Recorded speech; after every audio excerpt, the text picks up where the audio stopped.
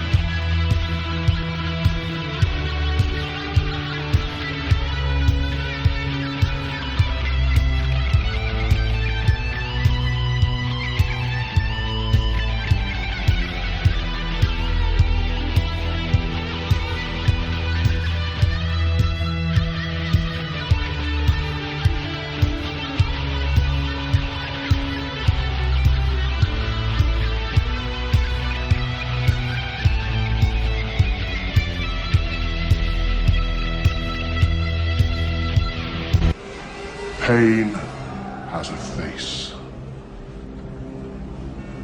Allow me to show it to you. I am pain.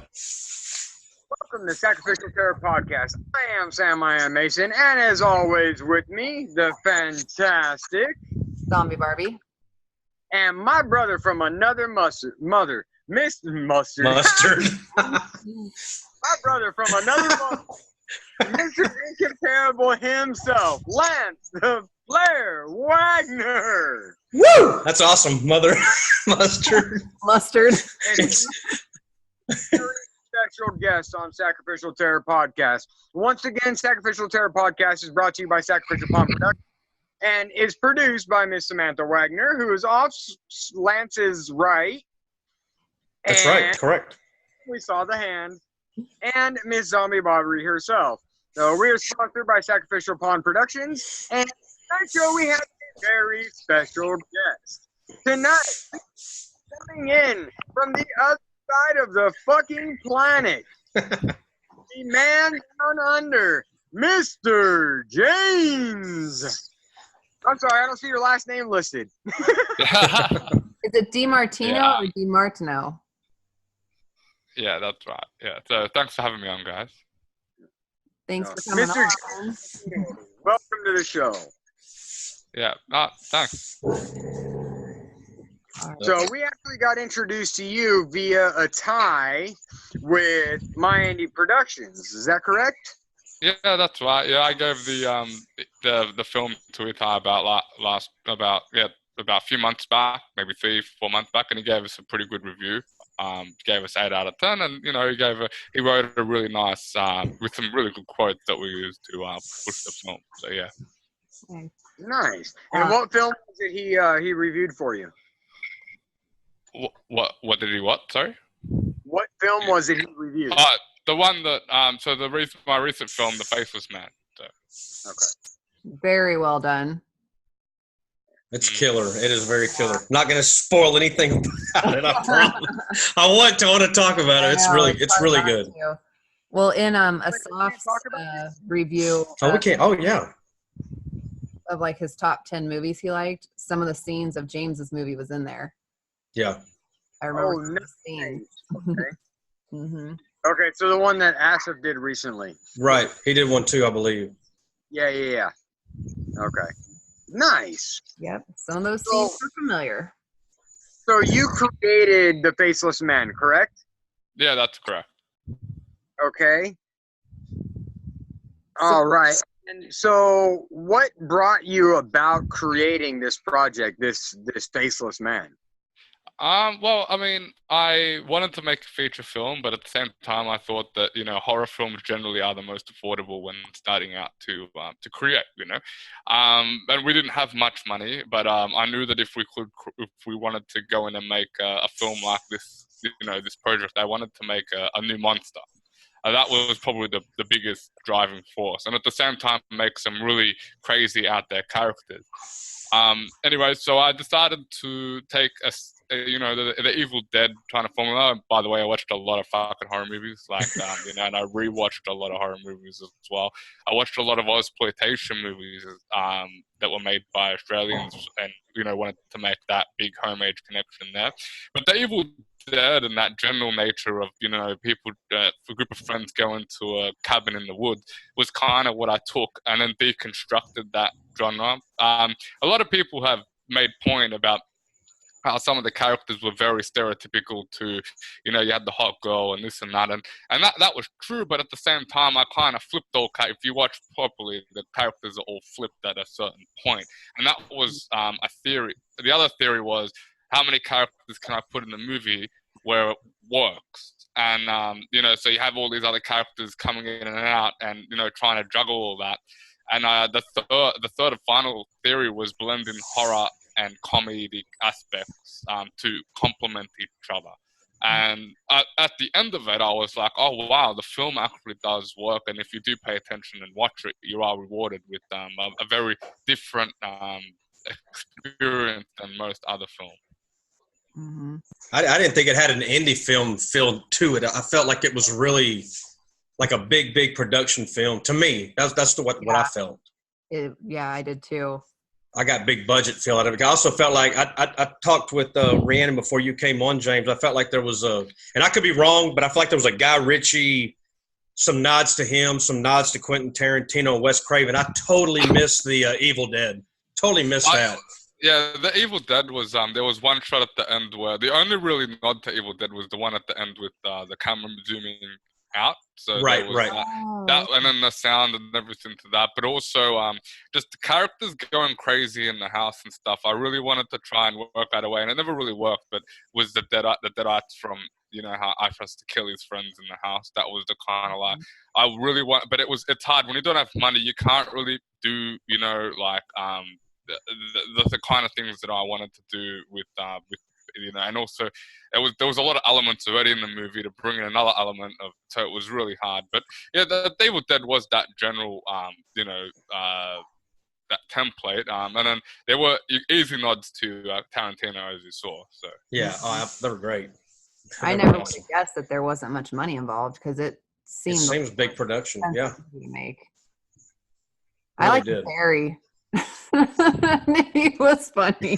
He's a badass. Yeah, he was. And then I think like my favorite part, just because it was so funny, was the gangbang, like on the window. Andy was really good in the film.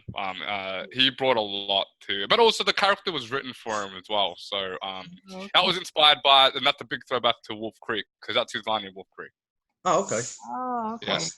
Yeah, he plays the guy that they go and see at you guys seen Wolf Creek, yeah. It's been a while, but yes. Yeah, the three leads go to a country bar, and they go into the bar and they walk in, and there's three guys sitting at a table, and they're all big Aussie blokes, and Andy's one of them, and goes, "When's the gangbang happening?" And it was so funny, but like tense, and like, what the fuck? And I just thought it was hilarious, so I got that. And I'm like, Andy, how do you feel about playing a character like that, but over the top ridiculous to the point where it's like gets really creepy? And he liked the idea. So nice. Yeah, it was good. I like the Russians too. Yeah, that was a cool little twist in there. Yeah. So with some of the gore, without giving away some, the one we were talking about, Lance. Right. There was one. That was well done. Yeah, there was one scene that we weren't expecting and completely caught us off guard. How? Oh God, I don't know how to explain which one it is. It was seamless. I mean, yeah. We know you didn't kill him, but I mean, it was well done. Yeah. Which just you don't have to say which character, but what happened? Like, can you describe? The head blown off. A head blew up. Yes. Yeah, head blown off. Oh, it's funny that you say the head blow off scene, because I was never satisfied with it. Wow. It was it was I know, and the reactions I get from people are that it's really that, like, you should see in a cinema full of 200 people, you get this, whoa, what the fuck? Like you get like that. And then there's the neck cut off scene. You also get like someone gets his neck cut off. You get, what the fuck? Like, so you get a few, like, and the head blow up one was good. But the problem is that when we did it the first time, the head blew up too quick. So what happened is that we had to go back and spend the day blowing up heads, and awesome. we had fuck all. Like I said, we didn't have money. We blew up this foam thing. We blew up and we just stuck all this bloody blood, and we put hamburger bits and all this other crap in there. Right. Anyway, and then what happened is that we blew it up, but it still wasn't working. So we actually CGI masked a little bit of it. And then we had a guy in LA, and it was done. It was done very it's very quick. If you run it for one more second, you can see all the imperfects in it.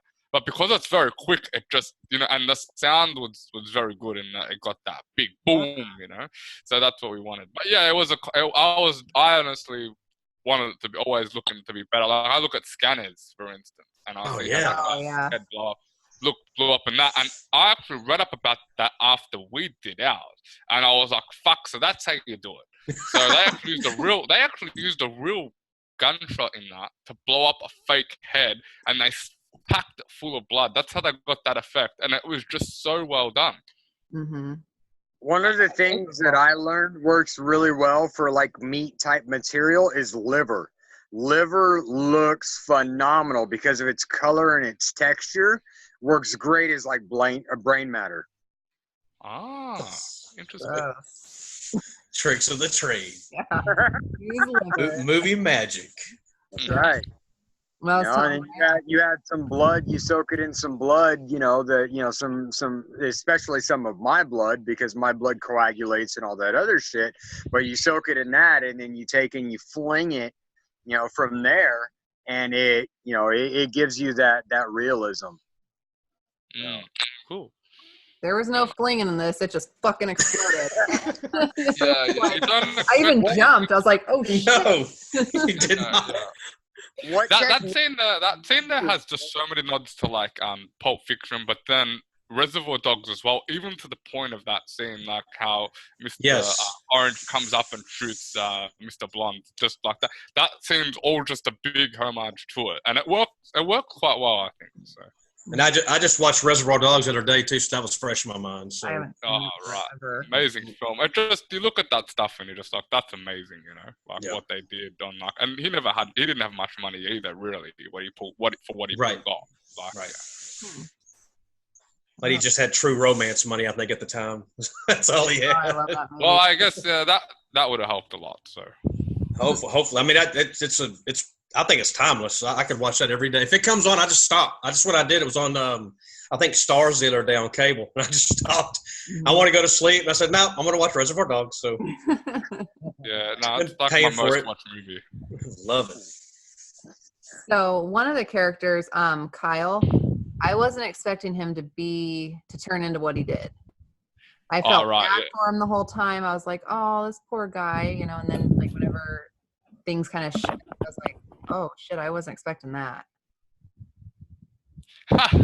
Yeah, that was again taking like a trope and kind of flipping it to the point where and this is, I don't want to go too much into the spoilers of like, for the people that haven't seen it and stuff, but it was kind of like that there are so many bad people in this movie. Yeah. And it's kind of like saying that the person also being bad can be a cancer.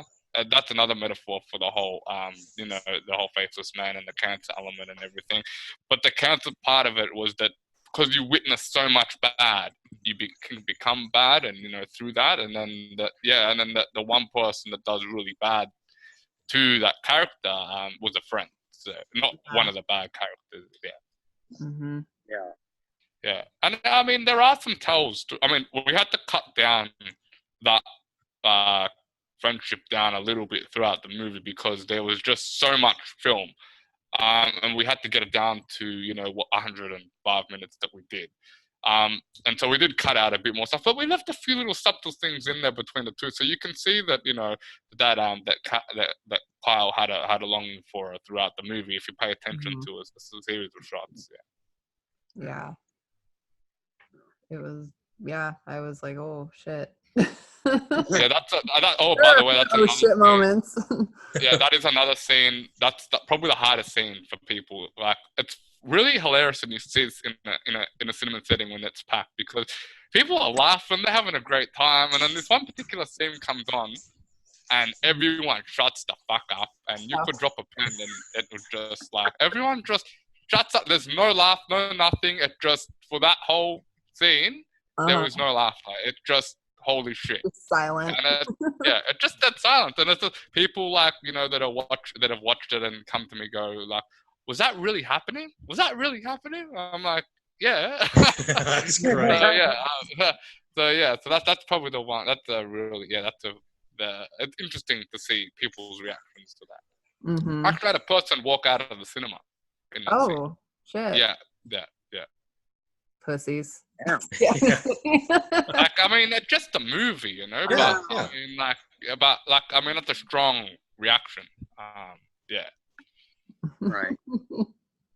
Well, shit, you're doing something right if they're walking out of the theater. Hell yeah. Well, at that point, you've already got your money. So, fuck it. If they want to walk out, that's their deal. Well, that's kind of dumb. I mean, we kind of, but like at the same time, like to be able to do that is kind of like pretty good for a film to be able to I mean, that shows. I mean, same thing happened with Nightingale. Have you guys seen that yet? Or which one is it? The Nightingale. Nightingale with Jennifer Kent's latest movie. I don't think so. No, I haven't seen that. Right. Okay, there's two really full-on scenes in that, and the second one's really, really, really, really, really full-on. More so than mine. And people were like leaving the cinema crying. Oh, geez. That's how full-on the scene was. And when I saw that, and then I saw mine, I'm like, yeah, mine's bad, but that was fucking full-on, like to the extent where it's like, holy shit. I mean, they're both full-on scenes, but that one there was just even more so. Right. Jeez. We'll have to watch this to see. Well, when I went to see Three from Hell and they did the double feature, people were walking out of Devil's Rejects. There were 4 couples that walked out. Like they had never seen it before? Wow. They must not have. I've seen Devil's Rejects. And I thought there was a lot of I mean, I liked the way he cut the ending for that, like the Freebird with the shootout. That was actually quite really good. But I actually like Three from Hell a lot more than Devil's Rejects. Oh. I know. I mean, I seem to be in a minority there as well. That people that really love Devil's Rejects. We liked them. We liked them all. Mm-hmm. We're Rob Zombie nuts on this show. So. Dude, love him. I don't know why. One of the things, about filmmaking is that from a filmmaker's perspective, I think Rob Zombie is a phenomenal filmmaker. And a lot of people don't look at film from from that perspective. They don't look at the cinematography. They don't look at the angles, lighting, that kind of stuff. They want to get submersed in a story. And that's it. That's cut and dry what they're looking for. They're looking for tits and ass. They're looking for gore, and they're looking for jump scares or those type of factors. A horror film from a different perspective. You really have to look into all of these different aspects into what brings it to you. So I think that's where a lot of people either love or they hate him. We've discussed it many times on this show. Why people either love him or hate him. There is no middle ground with Rob Zombie. Mm-hmm. Yeah, that's interesting. I mean, I haven't seen House of a Thousand Corpses. I've been trying to find a copy of it, but you need to see that. You gotta see that one. Yeah, I heard a lot of good things about that one. Yeah, but I actually did like Three from Hell. Like, I liked how he mixed the comedy of it, and also maybe because I knew about all the problems he had with it. And I saw how he was able to really be smart about changing things up, and so. Mm-hmm. Yeah, you definitely need to see House of Thousand Corpses. So the guy that plays Harrison, so her dad, he's really, really familiar. Like I feel like I've seen him before. He's done a few stuff here and there, so you've probably seen him. So, in something. So, trying to think of what else. He was in a movie called Innuendo. I don't know if you guys have seen that. Or I don't know if I've seen I think I've seen that. It sounds familiar, but I can't remember. But just his face was He did look familiar. Yeah. Mhm. Well, we do a lot of innuendos on the show, so. I'm trying to think. He was in a movie called Spin Out as well. Maybe seen that. No, I don't know. But anyway, look him up on IMDb, Brendan Bacon, and you'll see his list of credits. Okay, yeah. Because I was like, I know I've seen him before. I just couldn't place him exactly. Right. But then, I think I really liked even though they were bad guys, I really liked Victor. I think you're supposed to. Yeah. I mean, he's just a good guy. I mean, he's a good character, you know. Mm-hmm. And so, did those guys really speak Russian, or did they have to learn it just for the movie? Oh, so Albert is Russian, the main guy. Victor is Russian. So, Okay. And that was the whole point of making his character like that ruthless drug dealer. I mean, that was another element of the movie that was, because it had this whole mafia aspect to it, and it was kind of like trying to blend in, almost like another script, which it kind of was. So, Faces Man did start off as two separate scripts. One about two girls running away with a suitcase of cocaine, and a mobster trying to run after and get the money back. And the other one was about a house with people losing their minds and stuff in it. And then those scripts merged into one and created this movie. Oh. But the wife, Victor's wife and daughter, and the bodyguards had to learn Russian just for the movie. Oh, okay. And Albert was really good at instructing them on if their pronunciation was right and wrong and so forth. So yeah, and we decided on that Victor's family scene at the very start had to be all in Russian, most of it anyway, just because it was an intimate scene between him and his wife, and that was a smart decision to do, I think. So yeah. Yeah. And the only times that Victor is ever happy is when he's with his daughter, is at the very start of the movie. And after that, he's in the shits throughout the whole rest of the film. And that was important. He's like ruthless. Yeah. He's ruthless, but he was awesome. Well, yeah, but I mean, if you think about it, I mean, look at all of your Russian characters. Everything we know about the Russian mob, they're fucking brutal sons of bitches. They're very fucking ruthless. And all of the life research that I've done on them, that's one of the things I love doing is looking up mobsters and and that kind of shit. And the history of it. But those types of characters, those people are extremely fucking brutal, even more so than like the Italian mob. Yeah, I mean, it's really funny you say that, because I had a few Russians watch the film and they actually said to me after, great display of Russian mobsters. Awesome. They were like, great display. They're like, that is exactly how they are. And I'm like, wow. That's pretty good. Nailed it. Yeah, that's awesome. That's awesome. John Wick is the man with just a pencil. A pencil. Yeah, Who does that? So I know we were talking before we started recording, but so you're doing the double feature with Stu, and where are you guys doing that at? So we're doing it at Thornbury Picture House, which is located in Thornbury, Melbourne.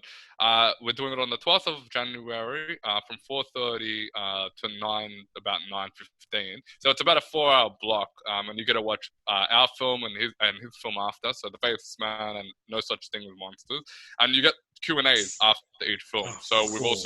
We've also got Jarrett Gahan from Monster Fest, or Monster Pictures, coming down to host the Q&As for us at that session. So it's gonna be a great, for $30 you get to watch 2 movies in the cinema. So, and we've also got merchandise for sale and stuff. So limited edition posters and prints signed. Wow. Once again, I'm too far from everything. I'm so far away from. Dude, everybody's far from Australia unless you're fucking there, dude. It's a floating island. I was being funny. so far It's a floating island in like the middle of fucking the largest body of water in the world, dude. Yeah. Yeah, we're so far away from everyone. It's a shame, isn't it? Like, it's so hard to get to like America. I mean, so long to get to America from here. Mm-hmm. He's 18 hours. He's 18 hours ahead, Sam. Yes. Yeah. Holy shit, dude! Yeah, Isn't that crazy? I'm like, okay, so our times would be. It was like, oh, shit. That's crazy. It's actually Saturday right now. We're gonna be Friday. Yeah. Well, we had Brian Vaughn on the show, and he's down in Australia, and we had the same issue with him trying to figure out our timeline as to when the times were and what times would work, and it's us being in America and being in 3 different zones here in America, and it's trying to figure out whose time is what, and it's a bit a bit of a challenge, but What film was he on for? Brian Vaughn was on for his film, I believe, wasn't it? Yeah, he was. Mm-hmm. Do you know him? What film was it? Oh gosh, I'm blanking. Now I feel like an ass. Hang on, I'm trying to. I keep wanting to say your movie, but it's obviously not. Let's see. Well, it wasn't a horror movie, though, was it? No. Vampires. Yeah, it was vampires. So it was. Oh, okay. Not the rarity. Rarity, yeah. Oh, right, yeah. On the tip of my freaking tongue. I know, it's like I kept wanting to say James. But yeah, so it wasn't really horror, but it was, it was vampires. It was kind of like a vampire love story, sort of. Kind of lovey. I don't know. Did you know him, James? No. Okay. Cinematographically, it was great. I thought the camera work and shit on it was phenomenal. Wow, thanks, man. We spent a long time on. Me and Reese the DOP. We actually spent a long time prepping for a lot of the shots, especially the long take at the start, and then making sure that the film had a very unique style. Yeah, it looked. What did you shoot it on? What camera? Yeah. Well, what do you think we shot it on? Well, I'm thinking you shot it on probably an ARRI or a Red because of the clarity and the distance, the depth, and the scene take. But I'm taking it that probably not. Nah. Well, thanks for the compliment. We didn't, like I said, we didn't have money, so and it was it's good that people can perceive that it was done on a lot of or a bigger budget. That's exactly what we're aiming for. But we shot it on an A7S2. We had two. Okay. And Reese was able to get it drew a lot of power out of those. No idea what that. Yeah. Well, and I think a lot of that depends on your lens too. Your lens and your lighting, your focus, your aperture, and all that good shit. All factors into how it looks cinematographically, and then take into account once it goes to post and you do your color corrections and all that shit. It really brings life to the imagery. Yeah, 100%. Yeah, they had some really good drone shots. Before you came on, really, really cool shots. Got the color of the countryside and everything. It looked really, really top notch. Did it have anything that tried to kill you in that first couple shots, the drone shots? So the drone shots hard or challenging? Is that what you mean? No. Australia is known for everything there tries to kill you. Oh, right. Yeah. I'm curious if anything in the first couple of scenes actually tried to jump out and kill you, because everything there is trying to kill you. Just the faceless meat. No. Big deal. No, actually, the drone shots were all done on a pickup day where we went up to the beach area, the Dramana area with nice hills and everything, and we spent just the whole day just getting drone footage and stuff, and then we inserted it all into the movie. One or a couple of the drone shots were done earlier for the car, for our cars that we had at the time, but that was it. So, pretty easy. Nothing tried to kill us, apart from the drone being a bit spastic at one point. But it still blows my mind that it wasn't a huge budget. It does not look that way. It's got a great feel. Beautiful. Yeah, it was done so well, and the effects were really good. So it's just the faceless man was really that's a trippy character. Yeah. Yeah. I mean, it was, and it was very challenging in the sense of trying to get the Faceless Man as good as it was for screen. I mean, we had to go through numerous, drafts on a concept artwork, and then that concept artwork was given to the makeup artist. Then the makeup artist had to get that concept art, give it the okay, and then make it. And then, it was really hard to get certain kind of framing right for the Faceless Man. It almost was almost like John Carpenter's Halloween in terms of walk there, walk there. It was the same. I'd be like, Brendan, and the person that played the father played the monster. So I was just going to ask you that. That was something that not everyone picks up on the first go, but that was because it's there when you see the tripping of the monster and her father being in the same shot, right? But not everyone picks it up. It requires maybe a second or watch to really click. But basically, I have to say, Brendan, so come up out of here and then walk there, or like go there, touch your hair, or do this or do that. So there was a lot of things like go walk here, walk there, and I'll go. And it's funny when you're shooting these things.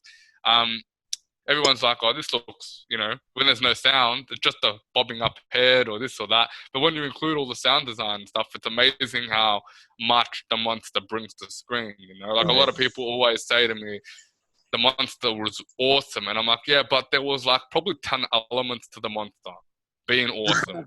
Like it's not just the monster and there's like 10 elements that needed to tick the boxes for the monster to come out great when it did come out. So there was a lot of like little things and stuff that had to be perfect for it to come out good. Yeah, I thought it was him. I was going to ask you that because you could tell like the body type. Right. He had the same body type. Right. Yeah. He was very. I mean, it just worked well that Brendan was really skinny, which really worked well in the monster. And when we were going through the script, there was just a lot of ways that originally the father was never going to come back again, and that was the start scene was done as a specific way of. That's how I wanted it. And then we kind of realized that, well, considering we've got Brendan now and he wants to be the monster, it really worked wonders for the whole story of the movie. And then we were like, okay, let's insert him here, let's insert him there. And he kind of became this ghost that was in the house as well. And it just, and add to the trippy elements of the movie. Yeah. Super trippy. He kind of very trippy. Jones feel. And it really brings down budget having one actor play two different characters. Well, I mean, like it depends. I mean, even though we were low budget, we did have to give like a combination of paid and deferred to actors. So the more time you have them. Also, Brenda did go through that Faceless Man makeup was about an 8-hour process. Yeah, I mean, you can just imagine how hard it is to be in, and then also act and perform once you've gone over the 6 to 8 hours, whatever it took to get in it, and then we only could spend 6 hours of him in it. After that, that was it. He couldn't tolerate it, and he also had to come in and do that makeup about 4 times, I think, and they only wanted to do it once, and I'm like, guys, we have all these scenes to do, like we need to get them right too. So the hands were a real challenge because they wobbled a lot. So we really had to be careful in how we showed the hands come on screen and everything. And that took a long time as well. Like instead of it, if they were made to a different standard, then we could have, but we had to work with what we had. And I thought everyone did an amazing job considering. Right. Yeah, it looked good. Absolutely. So what did you guys use for like the blood and the goop that was coming out of her mouth through the whole movie? So there was actually hair that came out of her mouth at one point. And that was so Chanel, that was a separate makeup artist that did all that blood, and then there was this and Emma Rose did the prosthetics to make all the Faceless Man stuff and the hand that was cut off at one point. Chanel did all the other stuff, so she did the blood, the guts, the hair that came out of the mouth, the blood and gunk, and the eye and the cut off eye towards the end of the film. So she used hair, and then with the goo, it was just like this kind of syrup that she made, that was that she just made black and everything. And there was one element that I really wanted in the movie, was using that black dunk on the Faceless Man, and that was going to be the connection between it. But then what happened was, everyone's like to me on the day of shooting, "Oh, we can't put the black dunk on the Faceless Man because it'll stain it." So that was a problem.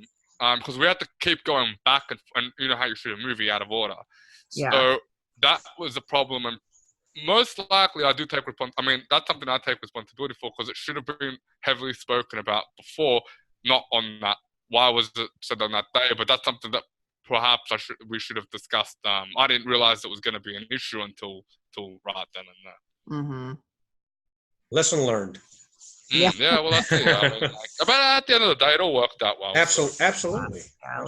All done very well. Wow. So, are you working on anything else? Yeah. So I've got quite a few scripts that I've been toying with over the years. I think I'm at the moment of 4 that I'm happy with, that I'm now at the point of working on more. But the next one I'm going to make is a very different film. I mean, it's not going to be a horror movie.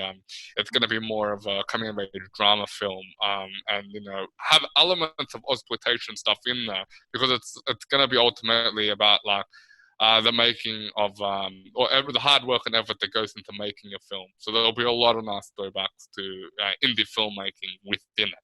But that's our next project that we really want to get off the ground and raise money for. But we've got other scripts that I've got a sci-fi one that I really want to do, and I've got a like a dystopian Mad Max Kill Bill style revenge film that is kind of takes some of the elements of Faceless Man and just times it by 100 and really created this whacked out town. It's actually called the Bastards of Old Town. So it's got a lot of really crazy stuff in it, but that requires a lot of money, and so I've just got that on the back burner. So that sounds like a good one. Ooh, nice. How long before you think you'll be on set again? Sorry, what was that? How long do you think before you'll be on set again? Oh, before I'll be on set? Well, I'm hoping... Well, this is the thing. I'm actually working on pushing the Faceless Man out for a while. I want to, I've just spent the last week with festivals, and I was really happy with getting all the, getting it out there. It's like a list of nearly 30 film festivals now that I've submitted Faceless Man to over that. And they're all considering it, which is great. And we've got a really big one happening next year in Estonia. I can't really say too much about that because they've accepted it and stuff already for then, but they just can't release it all now. And I want to travel with it a bit. So if it does make the big ones, I want to.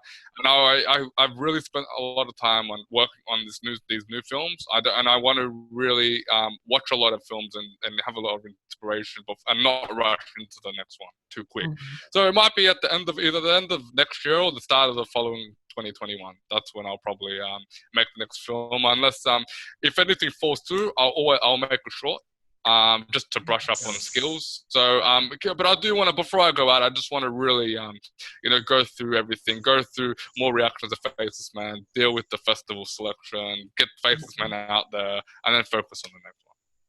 Nice. You got a full plate there. That's a lot. Yeah. Awesome. Hello, Sam. Did you freeze up? I thought he froze up. I was like, are we? What? Well, my thing keeps kind of freezing weird.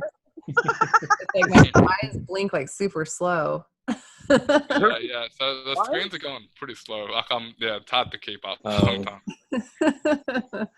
Oh man, awesome. So have you won awards for it yet with the festivals that it has been in? Oh, well, we've only actually done the Monster Festival so far. That's the first one. And then the second one we got into was, and that one that they gave Color Out of Space, the main awards, and the Furies. They only gave out 3 awards or something. So Color Out of Space with Nicolas Cage won 2, and the Furies won the Australian one, which that was the only awards that were given out. But we got into Muff, but as I said, that got cancelled until next year. So we'll probably win something there. But the other festivals and then the other ones, they're all taking place in 2020.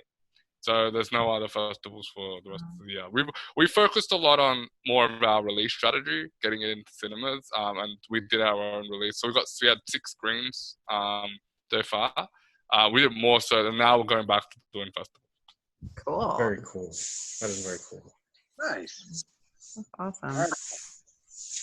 Yeah, so we're about that time of the show. Why don't you let everybody know where we can reach you, where we can see your stuff, and that way we can keep promoting you, follow you, and as much as we can. Yeah, awesome. So basically anyone that's interested can follow the Chapter 5 page on Facebook. Also, we're on Instagram and Twitter as well. It's regularly updated, so I generally put up stuff about our films on there. We've got a website called thefacelessman.net that has all of our current screening information and merchandise if people want to buy anything from there. The next screening we're doing is in Melbourne, Australia on the 12th of January. At the Thorn Picture House from 4:30, it's a double feature with Stu Stanton's No Such Thing as Monsters. So for $30, you get to see 2 films. And I guess for anyone that has seen the film or watches it, please give us a letterbox review or, on IMDb, just give us a rating or anything, So, yeah. Heck yeah. I liked it. It was good. I didn't realize it was that long of a movie, too. I was like, damn, this is like a full feature. Yeah, it's a full feature. Yeah. Is there anybody on your team in particular you want to give a shout out to, whether behind the scenes, in front of, that helped you push along, get along, and anything like that? Any special shout outs? Yeah, I mean, I just want to thank the other producers of The Faceless Man. So Daniel, Reese, Julian, and Tom as well for their ongoing support for, always, pushing out the film and, always, and supporting my decisions going forward. So yeah, thanks guys. And thanks to you three for having me on the show. Awesome. Yeah, thanks for coming on. Awesome. From the future. It's been an honor. From the future. That's right. Oh, shit, he is in the future, huh? Yeah. Big time. Well, no, you have the winning lottery numbers. Yeah, please tell us. Yeah. I've got to finish up my film, so I could really use that help. But all right, Lance, take us out, brother. These are some shout outs we do, James. It's one I'm really high on right now is the Indie Brigade with George C. Romero and Joe Ridgely, and also Dean Fernando's part of that crew now too, and they're really pushing the indie agenda. I mean, these guys are really, really good for the indie community. So keep an eye out for that. They're all over Facebook and social media, so keep an eye out for them, James. And then we have a sister podcast coming soon. They're actually recording Thad Timothy, Lansdale, we call them L2, and then David Martin.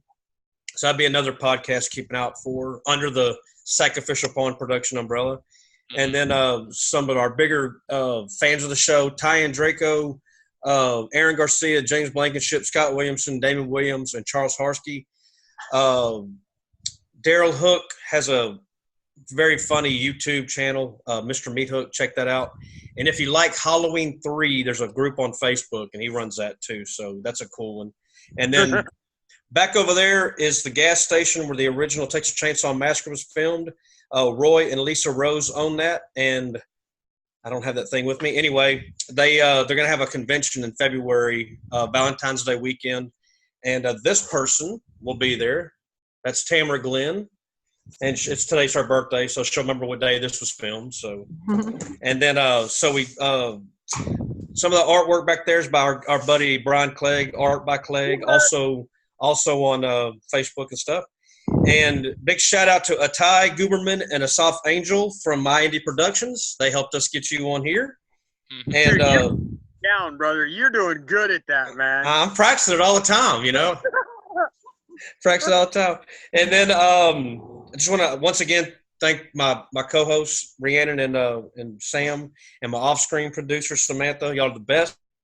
And Chris Attella with our music. We got to make sure we got that. Oh, my wife got these for me Black Friday from Scream Team Releasing. You can see it. The Sleeper, Murder Made Easy, and we had PJ Starks on. That's his movie. Nice. Volumes of Blood. So that was my Black Friday deals. And then our co-host is an author.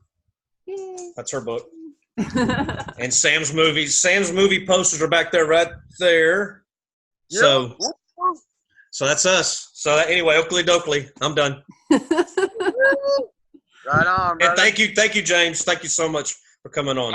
That's all right. Thanks for having me on. It was real fun. So. Awesome. I'm glad you came on. Thanks for letting us watch the movie. That was great. Mm-hmm. Yeah, thanks for watching and enjoying it. He said your turn. Oh, okay. I just want to thank you, James, for coming on. It's been fun, and thank you for letting us watch the movie. That was really, really cool. Thank you to my co-host for doing this with me every week or so, sometimes multiple times. Thank you to Aaron Lee with Crazy Ink Publishing for picking up my books. There's my first one, Broken Halo. Second one will be released March 4th, 2020. We're going into, right? 2020. Yep. Fucking crazy. That's pretty much it for me. Right on. All right, guys. Thank you guys for being a part of the show. James, thank you so much again for coming on. And I want to give a shout out to my production team on Normal Terror. Jenny Holtzman has put together an Etsy store, so Normal Terror merch is out there. Go check it out. It's fucking got a shit ton of stuff going on. We're getting ready to launch the Normal Terror the movie website. So we got that stuff going on. We're back into production tomorrow. We're back on set tomorrow. We're getting some stuff wrapped up. Next week, Nancy Rose's murder. Sweet. So Nancy Grande will be chipped away next week. You can imagine what that's like. It'll be fucking awesome. I can't breathe. Yeah, but just a huge shout out to my entire team for all the hard work that they're doing and everything that they're putting together. All this stuff that we're working on the backside. We got a lot of big deals coming up, and we're just trying to get this thing done, get it out, and share the love with everybody out there. So you guys, thank you for being here every week. Thank you for your support, and we love you guys. So hey, was Logan the first? Did he buy the first thing off of Etsy? Was Logan the first customer? Yes, Logan was the first one to buy something, and then there was Brenda that bought something. She's from Idaho. All right. Oh, what's her last name? Fuck, I don't know. That's awesome. Huh. And then there was and then Charles Harsky bought a beanie. That's right. Yeah, man. So sales are going up. Our views are fucking through the roof. So, cool. We're doing good, man. I bought a couple things. My girl Jenny's bought a couple of things. So, it's we're shooting for the rooftops, man. Shoot, so yeah.